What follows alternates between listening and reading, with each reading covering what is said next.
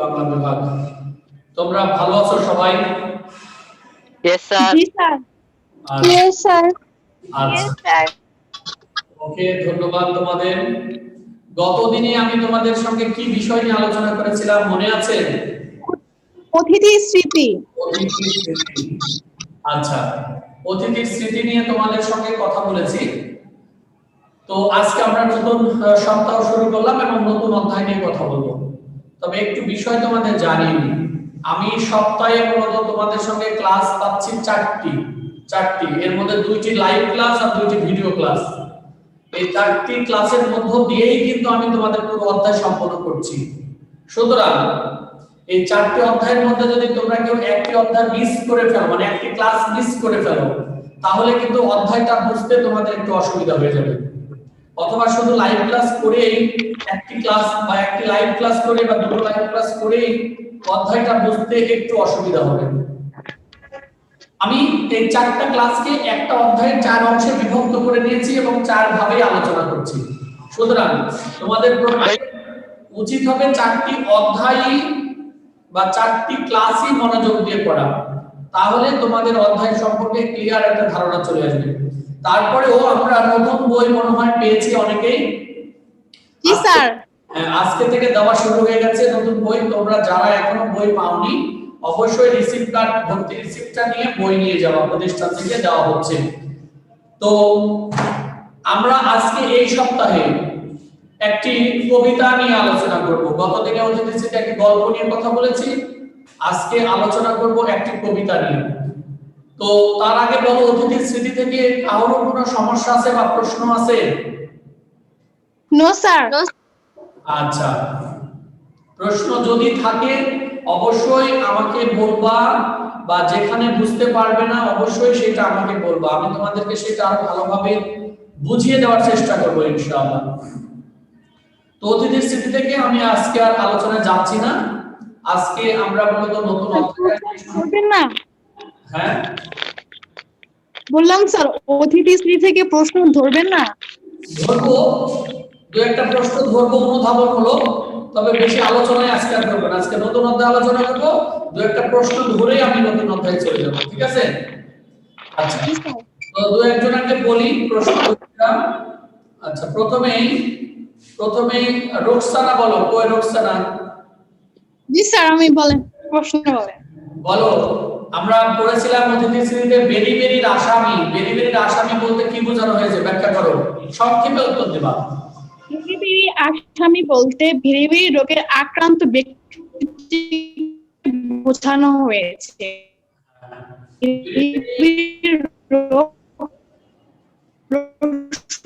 জাতির রোগ, যার ফলে হাত পা ফুলে যায়। রোগ আক্রান্ত ব্যক্তিরা ফোলা যাতে অন্য কেউ দেখতে না পায় সেজন্য আড়াল করে রাখতো। কেউ গরমের মধ্যে মোজা পরে, কেউ মাটি পর্যন্ত লুকিয়ে কাপড় পরে পায়ের বিকৃত অংশ লুকাতো। এজন্য বাঁচতে বেরিয়ে আসামি বলতে তুমি থামো রোকসানা, নেটওয়ার্কের প্রবলেম, তারপরে তোমার উত্তর সঠিক হয়েছে, ঠিক আছে। এরপরে তাহমিদ বলো, তাহমিদ শুনতে পাচ্ছ? Yes, sir. আচ্ছা, আসসালামু আলাইকুম স্যার। ওয়ালাইকুম আসসালাম। তাহমিদ বলো, তুমি অতিথির স্মৃতি গল্পের অতিথি কে? জি স্যার, বুঝতে পারলাম না। অতিথির স্মৃতি গল্পের অতিথি কে?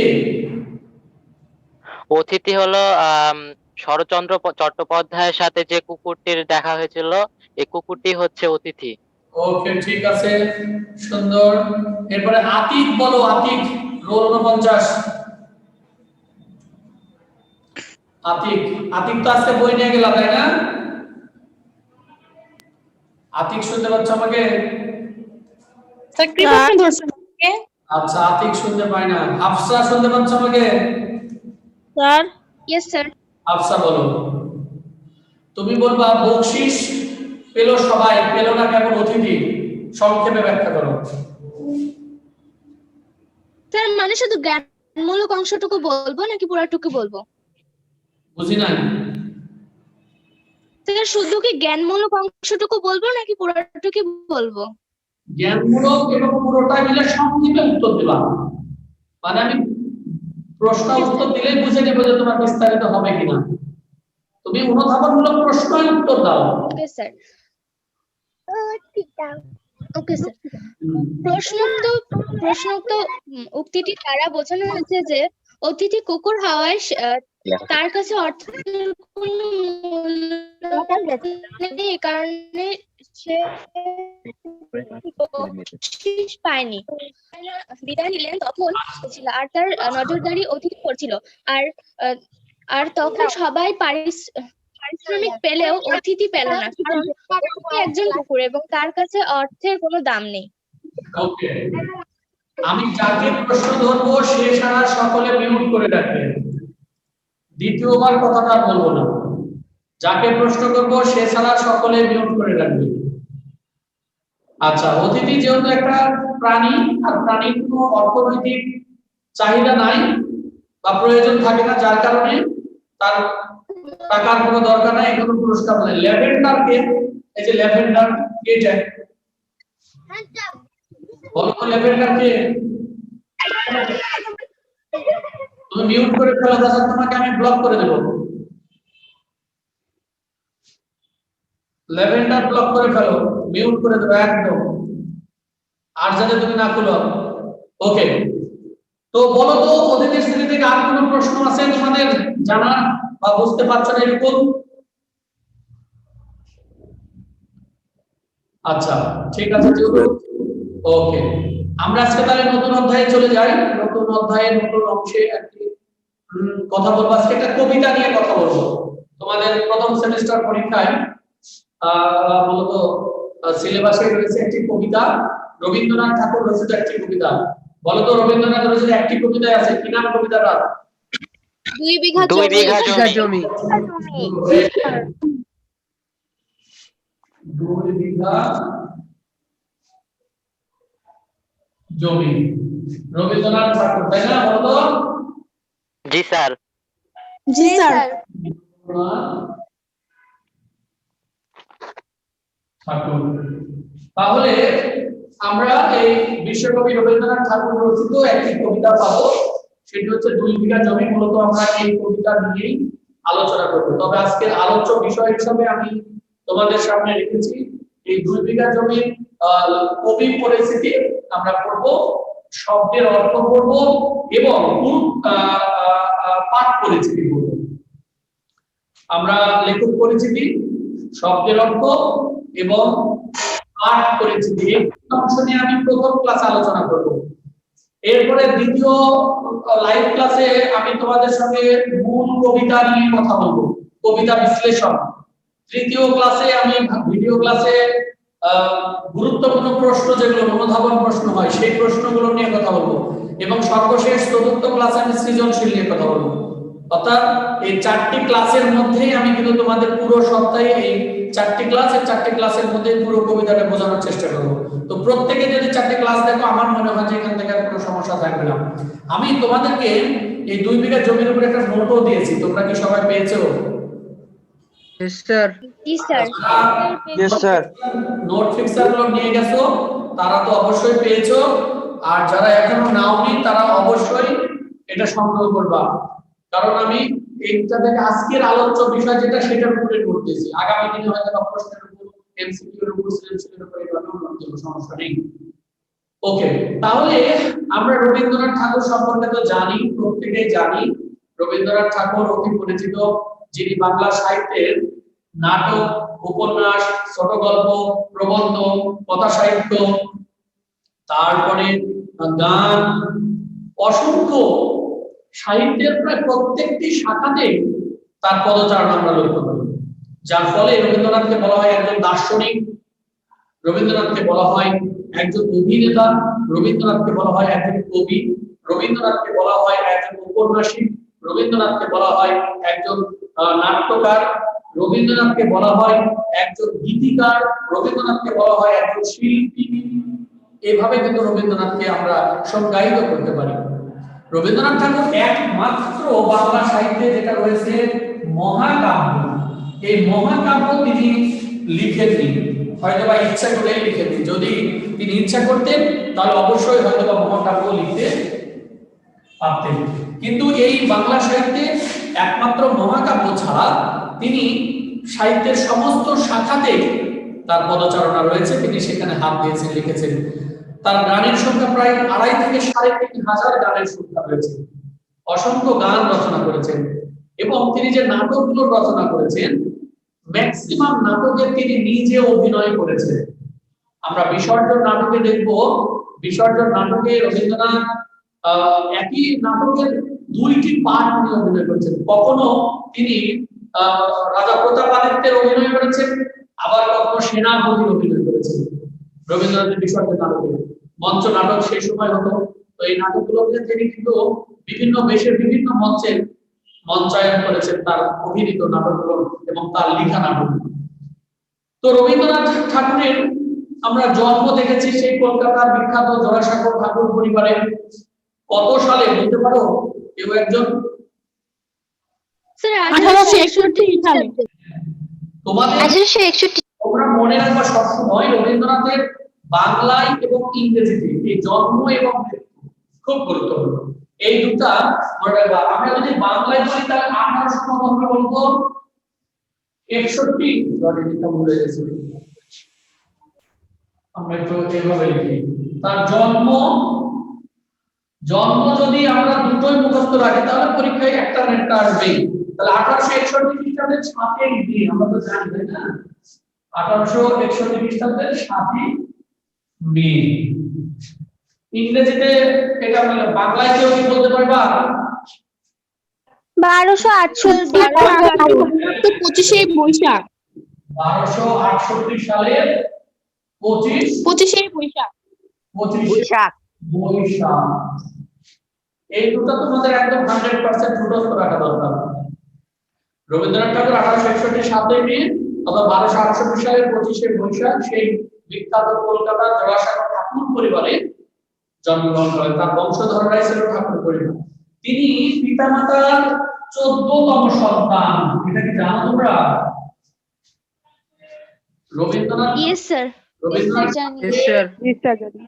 পিতামাতার 14 নম্বর সন্তান এই রবীন্দ্রনাথ ঠাকুর। ঠিক আছে? তার পিতার নাম কি বলতো? তার পিতার নাম মহর্ষি দেবেন্দ্রনাথ ঠাকুর। জানো?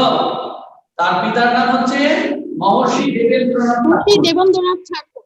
হ্যাঁ, পিতার নাম হচ্ছে মহর্ষি দেবেন্দ্রনাথ ঠাকুর। এটা তার হচ্ছে পিতার নাম। যেহেতু তোমরা এখন বই পেয়ে গেছো সেহেতু এগুলো তো কবি পরিস্থিতিতে আছে, তারপরে আমরা একটু আলোচনা করছি, একটু মুখস্থ রাখতে হবে তোমাদের। হ্যাঁ, মহর্ষি দেবেন্দ্রনাথ ঠাকুর তার পিতার নাম। আর মাতার নাম কি? মাতার নাম হচ্ছে সারদা দেবী। সারদা দেবী। এই যে মাতা সারদা দেবী। দেবী, ঠিক আছে? দেবী বানানে কিন্তু দীর্ঘইকার হবে, অনেকে আবার হ্রস্বইকার দিয়ে দেয়, বোঝা যাচ্ছে না পর্দায়। এই যে সারদা দেবী। আর তার পিতা অর্থাৎ তার দাদার নাম প্রিন্স দ্বারকানাথ ঠাকুর। দ্বারকানাথ ঠাকুর। হ্যাঁ, প্রিন্স দ্বারকানাথ ঠাকুর। এটা খুব গুরুত্বপূর্ণ একটি প্রশ্ন। তাহলে আমরা দেখলাম যে রবীন্দ্রনাথ ঠাকুর 1861 খ্রিস্টাব্দের 7ই মে 1268 সালের 25শে বৈশাখ সেই কলকাতায় জন্মগ্রহণ করলেন ঠাকুর পরিবার। পিতা মহর্ষি দেবেন্দ্রনাথ ঠাকুর এবং মাতা হচ্ছে সারদা দেবী। রবীন্দ্রনাথ ঠাকুর তিনি প্রাতিষ্ঠানিক শিক্ষা কিন্তু অর্জন করেননি বা সম্পূর্ণ করেননি। ঠিক আছে? প্রাতিষ্ঠানিক শিক্ষা তিনি সম্পূর্ণ করতে পারেননি যে কোনো কারণে হোক না কেন। তবে তার বাবারা তার বংশধর ছিল জমিদার, তার বংশধর জমিদার ছিল এবং এই জমিদারের কারণে তার বাবার পরবর্তীতে তাকে কিন্তু এই জমিদারের সুবাদে দেশের বিভিন্ন অঞ্চলে, বিশেষ করে সিরাজগঞ্জ, তারপরে নওগাঁ, প্রতিষ্ঠা শহর যেটা বলা হয়, হ্যাঁ, এই অঞ্চলগুলোতে কিন্তু তাকে গিয়ে থাকতে হয়েছে এবং জমিদারির অংশ দেখতেও হয়েছে, দেখাশোনা করতে হয়েছে। তো এই জমিদারি দেখাশোনার তাগিদে কিন্তু এই নৌকা পথে বা চলাচলের মাধ্যম ছিল, গাড়িতে ছিল না, নৌপথটাই বেশি ছিল। তো এই নৌপথে তিনি কিন্তু বিভিন্ন জায়গায় যেতেন এবং এই যে নৌপথে যাওয়ার সময় দুই ধারের দৃশ্যগুলো তাকে মুগ্ধ করেছে এবং তার কবি সত্তাকে কিন্তু জাগিয়ে তুলেছেন আমরা বলতে পারি। এই জমিদারি দেখাশোনার তাগিদে তিনি দেশের বিভিন্ন অঞ্চলে ঘুরছেন এবং বিভিন্ন বিষয় অবলম্বন করে তার মনের মধ্যে কিন্তু ছন্দবদ্ধ পদ রচনা হয়েছে, যেগুলোই কিন্তু আমরা তার অসংখ্য কাব্যের মধ্যে আমরা দেখতে পাই। রবীন্দ্রনাথ ঠাকুরের যতগুলো কাব্য রয়েছে এর মধ্যে কাব্যগুলোকে কয়েক ভাগে ভাগ করা হয়েছে। তার মধ্যে প্রকৃতবাদী বা প্রকৃতির উপর নির্ভর করে যে রচনাগুলো এই সংখ্যাটা হচ্ছে বেশি রবীন্দ্রনাথের। ঠিক আছে, তো আমরা দেখলাম যে পড়াশোনায় তেমন নয়, প্রাতিষ্ঠানিক পড়াশোনায় তিনি সেরকম দক্ষতা অর্জন করেননি, যদিও পেশাগত জীবন তো আমরা দেখলাম কুষ্টিয়া, শিলাইদহ, সিরাজগঞ্জ, শাহজাহানপুরে তিনি দীর্ঘদিন থেকেছেন। হ্যাঁ, সেখানে বলো কে কথা বলছে? আচ্ছা, এরপরে দেখলাম যে ছোটবেলা থেকেই তার সাহিত্যের উন্মেষ ঘটে, সাহিত্য লেখার সূচনা হয় ছোটবেলা থেকেই তিনি সাহিত্য লিখেছেন। তিনি অনেক পদ্য বলো বা কাব্য বলো রচনা করেছেন, যেমন আমরা বলাকা, তারপরে পুরবী, সন্ধ্যা, খেয়া, চিত্রা, এইরকম খনিকা, হাজার হাজার কাব্য তিনি জন্ম দিয়েছেন। তো আমরা মূলত যে 2 বিঘা জমি পড়তে সেটা কোন কাব্যগ্রন্থ থেকে নেওয়া হয় সেটা কিন্তু একটা প্রশ্ন আসে। এটা মূলত চিত্রা কাব্যগ্রন্থ থেকে নেওয়া হয়েছে, এটা মনে রাখবো যে 2 বিঘা জমি রবীন্দ্রনাথের কোন কাব্যগ্রন্থ থেকে নেওয়া হয়েছে, চিত্রা কাব্যগ্রন্থ থেকে নেওয়া হয়েছে, এটা একটা কিন্তু প্রশ্ন আসে। ঠিক আছে, এরপরে বলো। আচ্ছা, এরপরে তার উপন্যাস আমরা পাবো গোরা, তার সবচেয়ে গুরুত্বপূর্ণ একটি বা খুব জনপ্রিয় একটি উপন্যাস গোরা পাবো। তারপরে ঘরে বাহিরে, হ্যাঁ, এই ধরনের উপন্যাস পাবো। তারপরে রাজা ও রানী, এগুলো উপন্যাস রয়েছে। তারপরে তার নাটক রয়েছে অসংখ্য, ডাকঘর, তারপরে হচ্ছে রক্তকরবী, রাজা। এই রাজা নাটকটা তার খুবই জনপ্রিয় একটা নাটক। তোমরা যদি কখনো এগুলো বই বা পড়ে দেখবা, খুব ইন্টারেস্টিং, যদিও একটু ভাষাগত কঠিন রয়েছে ভাষাগত দিক দিয়ে, তারপরে যদি পড়ে বুঝতে পারো দেখবা যে অনেক মজার মজার লেখা তিনি লিখেছেন, অনেক মানে বিষয় জ্ঞান অর্জন করা যাবে তার লেখা পড়ে। তার অনেক গল্প রয়েছে, বিশেষ করে তার গল্প গুচ্ছতে আমরা দেখেছি তার 157টা গল্প রয়েছে। তো এই জন্য রবীন্দ্রনাথকে ছোট গল্পের জনকও বলা হয়। ঠিক আছে, রবীন্দ্রনাথকে ছোট গল্পের জনক বলা হয়ে থাকে, কারণ বাংলা সাহিত্যে যারা ছোট গল্প লিখেছে এদের মধ্যে রবীন্দ্রনাথ একমাত্র যিনি অসংখ্য ছোট গল্প লিখেছেন এবং সবচেয়ে জনপ্রিয় ছোট গল্প তিনি রচনা করেছেন। ঠিক আছে, তো রবীন্দ্রনাথ ঠাকুরের এই যে সাহিত্য সাধনা স্বীকৃতি হিসাবে আমরা দেখেছি গীতাঞ্জলি তার কাব্য রয়েছে একটা। হ্যাঁ, এই গীতাঞ্জলি কাব্যের জন্য তিনি এশীয়দের মধ্যে সর্বপ্রথম সাহিত্যে নোবেল পুরস্কার পেয়েছেন এই রবীন্দ্রনাথ ঠাকুর। আমাদের এশীয়দের মধ্যে পরবর্তীতে আরো অনেকে নোবেল পুরস্কার পেয়েছে, নাম বলো তো কে কে পেয়েছে? হাফসা বলো। স্যার ডক্টর মোহাম্মদ ইউনূস আমাদের দেশ থেকেই। তারও আগে একজন পেয়েছে, কে পেয়েছে? স্যার অমৃত সেন। অমৃত সেন, অমর্ত্য সেন, তিনি হচ্ছে অর্থনীতিতে নোবেল পুরস্কার পেয়েছেন। আবার ডক্টর মোহাম্মদ ইউনূস শান্তিতে নোবেল পুরস্কার পেয়েছেন, আর রবীন্দ্রনাথ ঠাকুর সাহিত্যে নোবেল পুরস্কার পেয়েছেন। ঠিক আছে, ওকে। তো তার গীতাঞ্জলি 1913 সালে, এটা সাবধানে রাখবা, সরি 1913 সালে তিনি গীতাঞ্জলি কাব্যের জন্য সর্বপ্রথম এশীয়দের মধ্যে সাহিত্য নোবেল পুরস্কার পান। অবশ্য এই নোবেল পুরস্কারের যে পুরস্কারটা এটা হারিয়ে গেছিল, চুরি হয়ে গেছিল। হ্যাঁ, চুরি হয়েছে। তো রবীন্দ্রনাথ ঠাকুর একেবারে বাংলাদেশ এবং ভারতের জাতীয় সঙ্গীতের রচয়িতা। আমাদের যে আমার সোনার বাংলা আমি তোমায় ভালোবাসি এবং ভারতের যে জাতীয় সঙ্গীত, এই দুই দেশের জাতীয় সঙ্গীতই কিন্তু তার লেখা, রবীন্দ্রনাথ ঠাকুরের লেখা। এছাড়াও সাহিত্যের বাংলা একাডেমি পুরস্কার, তারপরে 21 পদক সহ ঢাকা বিশ্ববিদ্যালয় থেকে ডিগ্রি উপাধি সহ অসংখ্য পুরস্কার তিনি ভূষিত হয়েছে। তো মূলত যে বিষয়গুলো খুব দরকার আমি সেগুলো নিয়ে আলোচনা করেছি। এরপরে তার আমি একটা বিষয় দিই, মৃত্যু। মৃত্যু সালটাও তোমাদের মনে রাখা দরকার। মৃত্যু সালটাও খুব দরকার। দেখো এটা তো জন্ম গেল, তাহলে মৃত্যু কত হলো? 1941 খ্রিস্টাব্দের 7 আগস্ট। 1941 খ্রিস্টাব্দের 7 আগস্ট। হ্যাঁ, 1941 খ্রিস্টাব্দের 7 আগস্ট। আচ্ছা, এটা গেল তো তার মৃত্যু খ্রিস্টাব্দে। এবার বাংলায় বলো 1300 কত? স্যার 1348 বঙ্গাব্দ 22 1348 বঙ্গাব্দ 22 শ্রাবণ।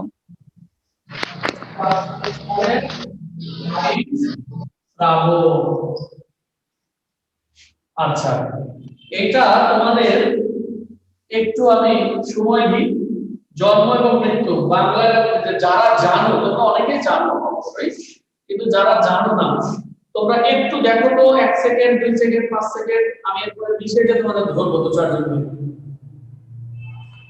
আমরা বললাম যে জন্ম 1861 খ্রিস্টাব্দের 7 মে আর 1268 সালের 25 বৈশাখ, আর মৃত্যু 1941 খ্রিস্টাব্দের 7 আগস্ট আর 1348 সালের 22 শ্রাবণ। হবে কি সবার?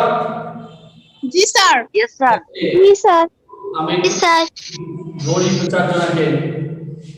বলো প্রথমে কে বলবে? হাত উঠাও দেখি। স্যার আমি বলবো। হাত উঠাতে হবে। হাত উঠাতে হবে। হ্যাঁ, এই যে তাহমিদ হাত উঠেছে। তাহমিদ বলো। স্যার আমারটা হাত উঠছে না। হাত উঠছে না? Yes sir. তো কি স্যার আমি বলবো? বলবো। ইয়েস স্যার, উঠছে না। উঠছে না। আমারটা কথা বলো না কেউ। যে কথা বলবে তাকে প্রশ্ন ধরবো না। কথা না বলে হাত উঠে রাখো, আমি প্রশ্ন তাকে ধরছি, সমস্যা নেই। আচ্ছা দেখি, প্রথমেই বলো তাহমিদের নাম বলেছিলাম আমি আগে। তাহমিদ কি আছে লাইনে? আচ্ছা নাই। Yes sir. তাহমিদ বলো, জন্ম বলো, জন্ম। জন্ম রবীন্দ্রনাথ ঠাকুরের ইংরেজি সন হচ্ছে 1861 খ্রিস্টাব্দের 7 মে। ওকে, রোকসানা বলো। জি স্যার বলেন। বাংলায় বলো জন্ম। 1268 সালে 25 বৈশাখ। ওকে, এরপরে এরপরে আর কার হাত উঠেছে? হ্যাঁ, হাফসা বলো। Yes sir. তুমি মৃত্যু বলো, বাংলায় মৃত্যু। স্যার 1348 বঙ্গাব্দের 22 শ্রাবণ। 22 শ্রাবণ। ওকে, তারপরে হচ্ছে ইনান বলো, ইনান। ইনান শুনতে পাচ্ছ আমাকে? ইনান? Yes. হ্যাঁ বলো, ইনান বলো। ইনান তুমি বলো বাংলায় না, মৃত্যু বলো, ইংরেজি মৃত্যু বলো। ইংলিশে মৃত্যু বলো। শুনতে পাই না। 103 রোল কে যায়? সাদমান। সাদমান Yes, বলো। sir. হ্যাঁ সাদমান বলো, ইংরেজি মৃত্যু বলো। ইংরেজিতে মৃত্যু 1941 সালের 7 আগস্ট। 7 আগস্ট 1941 এর 7 আগস্ট। ওকে, এরপরে এরপরে এরপরে এরপরে আর কি আছে দেখি। স্যার হাত উঠছে না তো। হ্যাঁ, এটাকে হাত ধরে সাব্বির আহমেদ বলো, সাব্বির আহমেদ। Yes sir. সাব্বির আহমেদ বলো তো, রবীন্দ্রনাথ ঠাকুর পিতামাতার কততম সন্তান? স্যার 14তম সন্তান। 14তম সন্তান। Okay good. আর দেখি কে হাত উঠেছে। হ্যাঁ, সিয়াম। সিয়াম বলো। ওকে, সিয়াম বলো তো রবীন্দ্রনাথ ঠাকুরের একটা নাটকের নাম আমি বললাম, যে নাটকে তিনি অভিনয় করেছেন দুইবার 2 ধরনের চরিত্র নিয়ে। কি নাম বলো তো নাটকটার? স্যার ভ্রমণ কাহিনী। বিসর্জন নাটক। বিসর্জন নাটক বলেছিলাম, বিসর্জন। আচ্ছা, রায়া এটাকে, আচ্ছা এটাকে বলো। মাহি রোল 1। মাহি বলো। স্যার মিহি। ও মিহি। হ্যাঁ মিহি বলো। Yes sir. মিহি তুমি বলো রবীন্দ্রনাথ ঠাকুরের জন্ম বাংলা ইংরেজি দুটোই বলো। স্যার রবীন্দ্রনাথ ঠাকুর ইংরেজি 1861 খ্রিস্টাব্দে 7ই মে জন্মগ্রহণ করেন, আর বাংলা হচ্ছে 1268 খ্রিস্টাব্দের 22শে বৈশাখ। ওকে, এখন বলো তো রবীন্দ্রনাথ ঠাকুরের যে আমি পরিচয় দিলাম, পরিচয়ে কি কারো কোনো সমস্যা আছে? No sir. না sir. No sir. No sir. আমার একটা প্রশ্ন আছে, বলো স্যার বলো। স্যার, মহাকাব্য কি? হ্যাঁ, স্যার মহাকাব্য কি? মহাকাব্য, কাব্য হচ্ছে দুই প্রকার, একটা হচ্ছে মহাকাব্য আর একটা হচ্ছে গীতিকাব্য। হ্যাঁ, গীতিকাব্য হচ্ছে যে কবিতা, আমরা যেগুলো সাধারণত কবিতাগুলো পড়ি সেটা হচ্ছে গীতিকাব্য মানে কবিতা। আর মহাকাব্য হচ্ছে বিশাল আকৃতিতে হবে, এটাও কবিতা কিন্তু সেটা অনেক বড় হবে। এক, দুই নম্বরে যে এটা হচ্ছে রামায়ণ বা মহাভারতের কাহিনী নিয়ে রচনা হবে।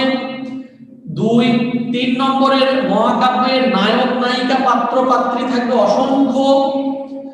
চার, মহাকাব্য কোন লেখকের ব্যক্তিগত অভিমত বা ব্যক্তিগত আবেগ অনুভূতি প্রকাশ পাবে না, যেমনটি আমরা কবিতা, সাধারণ কবিতা মানে গীতিকাব্যতে আমরা দেখি যে লেখকের ব্যক্তিগত আবেগ অনুভূতি প্রকাশ পায়, প্রেম ভালোবাসা প্রকাশ পায়, কিন্তু মহাকাব্য এমন এক কবিতা যে কবিতা এখানে ব্যক্তিগত আবেগ অনুভূতি প্রকাশ পাবে না। এটা হচ্ছে রামায়ণ বা মহাভারতের কাহিনীকে অবলম্বন করে রচনা হবে, যেখানে নায়ক সর্বগুণে গুণান্বিত হবে।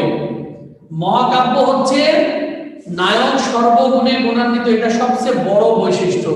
এবং তারপরে যেটা হচ্ছে সেটা হচ্ছে যে মহাকাব্য হচ্ছে রামায়ণ এবং মহাভারতের কাহিনী নিয়ে অবলম্বন হবে, এবং এটা হচ্ছে মূলত সেই পুরাণ ইতিহাসিক বা ঐতিহাসিক কোনো ঘটনা হতে হবে। এই ধরনের বৈশিষ্ট্য যেটাতে থাকবে যে কবিতায়, সেটাকে আমরা বলি মহাকাব্য। মাইকেল মধুসূদন দত্তের একটি মহাকাব্য রয়েছে, মেঘনাদ বধ কাব্য। এটা মাইকেল মধুসূদন দত্তের একটি মহাকাব্য, বাংলা ভাষায় লিখিত প্রথম মহাকাব্য। আর একবার বলি, কাব্য হচ্ছে দুই রকমের, একটা হচ্ছে মহাকাব্য, একটা হচ্ছে গীতিকাব্য। গীতিকাব্যটি লেখকের ব্যক্তিগত, আমি নিজেও গীতিকাব্য লিখতে পারি। আমার মনের মধ্যে একটা বিষয় নিয়ে ভাব জমেছে, ধরো একটা ফুল বা একটা পাখি বা কাউকে নিয়ে, তখন আমি সেটার উপর নির্ভর করে ছন্দবদ্ধ পদ রচনা করে দিলাম, সেটা হয়ে গেল গীতিকাব্য। কিন্তু মহাকাব্য তাই নয়। মহাকাব্য হতে হলে সেটা পুরাণ ঐতিহাসিক কোনো ঘটনা হবে, তারপরে মহাকাব্য রামায়ণ মহাভারতের কাহিনী নিয়ে হতে হবে, তারপরে মহাকাব্যের নায়ক নায়িকা বা অসংখ্য পাত্র পাত্রী থাকবে, এদের মধ্যে নায়ক সব ক্ষমতার উৎস হবে, নায়ক হবে সেনাপতি, প্রধান সেনাপতি, এইরকম বিষয় থাকবে মহাকাব্যের মধ্যে। আর যখন এইরকম কোনো থিম থাকবে তখন সেটাকে আমরা মহাকাব্য বলি। আবসা, বুঝতে পেরেছো আমার কথা? জি স্যার। আচ্ছা, ওকে। তো আমরা পড়ছি 2 বিঘা জমি রবীন্দ্রনাথ ঠাকুরের লেখক পরিচিতি পড়লাম।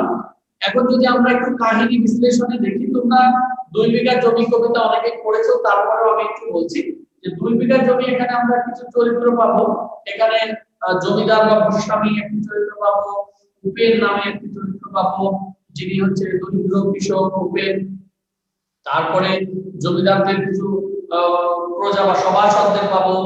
মূলত এই উপেন এবং জমিদার বা ভূস্বামী, এদের দুজনার বৈশিষ্ট্য এখানে আমরা ধরা পড়বে 2 বিঘা জমি কবিতার মধ্যে দিয়ে। তো এখানে আমরা দেখব উপেন দরিদ্র কৃষক, তার তেমন কোনো জমি জমা নাই, ঋণের দায়ে সব জমি জমা হাতছাড়া হয়েছে, হাতে আছে মাত্র এই 2 বিঘা জমি। তো এই 2 বিঘা জমিতেই তিনি ঘর বাড়ি সংসার সে চাষাবাদ করে জীবিকা নির্বাহ করে। কিন্তু এই যে ভূস্বামী বা জমিদার, তার বাগান করেছে, আমের বাগান বা বাগান, সেই বাগান করার জন্য দৈর্ঘ্য প্রস্থ সমান হওয়ার জন্য সেই 2 বিঘা জমিটা খুব দরকার। ধরো যে বাগানটা শুরু হয়েছে এই এই এই এই যে ধরো একটা সাপোজ, যদি এইটুকু জমি পেয়ে যায় তাহলে বাগানটা সোজা হয়ে যাবে দৈর্ঘ্য প্রস্থে দেখে। এই জমিটুকু উপেনের ধরো। তো এখন উপেনকে সে গিয়ে বলেছে, তাহলে আমার দৈর্ঘ্য প্রস্থ সমান করার জন্য তোমার এই 2 বিঘা জমিটা দরকার। তো উপেনের তো মাত্র মাথা গোজার ঠাঁই বলতে এই 2 বিঘা জমি। এই 2 বিঘা জমি যদি দিয়ে দেয় তাহলে উপেন খাবে কি বা থাকবে বা কোথায়? উপেন প্রথমে দিতে রাজি হয় না। পরবর্তীতে জমিদার তাকে নানান ভাবে মিথ্যা দেনার পথে ফেলে তার কাছ থেকে 2 বিঘা জমি লিখে নেন। বলা যায় যে একবার বলা যায় জোর করবো তার এই জমিটা লিখে দিল। যখন এই জমিটা লিখে দিল তখন উপেন তো গৃহহীন, জমিনায় জমানায় সে গ্রাম ছেড়ে সাধুর বেশ ধারণ করে দেশে দেশে ঘুরে বেড়াল। অনেক দিন কেটে যায়, প্রায় 15 বছর পরে তার এই নিজ গ্রামের কথা, নিজ দেশের কথা বা এই 2 বিঘা জমির কথা মনে পড়ায় তিনি সেখান থেকে সেই নিজ গ্রামে ফিরে আসেন, 2 বিঘা জমির কাছে ফিরে আসেন। এসে দেখতেছে তার এই জমির আর কোনো চিহ্ন নাই। গোস্বামী বা জমিদার সে বাগান করেছে, এখন সেই বাগান বিলাসে পরিণত হয়েছে, সে জমির আর আগের কোনো চিহ্ন নেই। কিন্তু সেই আম গাছ, তার বাড়ির পাশে যে ঘরের পাশে যে আম গাছটি রয়েছিল, একটি আম গাছ সেটা রয়েছে। তো দেখে সে খুব খুশি। সে ক্লান্ত শান্ত অবস্থায় সে আম গাছের নিচে বসেছে। কিছুক্ষণ পর ঝড় এসে বা বাতাস এসে 2টো পাকা আম তার কাছে পড়েছে। তখন সে খুব খুশি যে না, এই মা বা মাতৃভূমি আমাকে চিনতে পেরেছে, যার ফলে সে আমাকে 2টো পাকা আম দান করেছে। কিন্তু তাৎক্ষণিক সেই জমিদারের লাঠিয়াল বাহিনী বা মালি বা বাগানের যারা পাহারাদার তার কাছে চলে এসেছে, এসে তাকে ধরে ফেলেছে, পাকড়াও করে ফেলেছে এবং তাকে জমিদারের কাছে নিয়ে যায়। নিয়ে গিয়ে তাকে চোর সাব্যস্ত করা হয় যে এই আম সে গাছ থেকে চুরি করেছে। তো রাজা যা বলছে তার সভাসদরা বেশি বেশি তাকে গালিগালাজ বা বকাঝকা করছে, বলতেছে বেটা সাধু বেশে চোর তুই। তো শেষে আমরা দেখব যে উপেন আক্ষেপের স্বরে বলেছে যে আমার জমি আজকে আমি চোর হলাম, এই ছিল মোর ঘটে, তুমি মহারাজ সাধু বলে আজ আমি আজ চোর বটে।